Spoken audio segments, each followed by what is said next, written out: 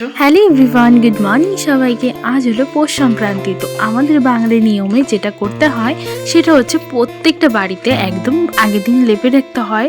তারপর দেখো আলামাটি যেটাকে বলে সেটা দিয়ে একদম যেখানে পুজোটা করতে হবে সেখানে পিঠে দিতে হয়। আজকে হচ্ছে পৌষ মাস যাওয়ার দিন, তার জন্য পিঠে খাইয়ে নিয়েছি। আর আমি উঠেছিলাম প্রচণ্ড ভোরবেলায়, আর আমাদের এখানে দিয়ে কেউ ওঠেনি, প্রচণ্ড অন্ধকার। আমি যখন উঠেছি তখন বাজে 4টে।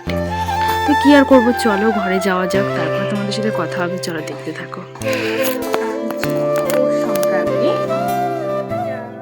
আমি কিন্তু এখন শুরু করে দেবো একদম বাসি কাজকর্মগুলো। চলো দেখতে থাকো।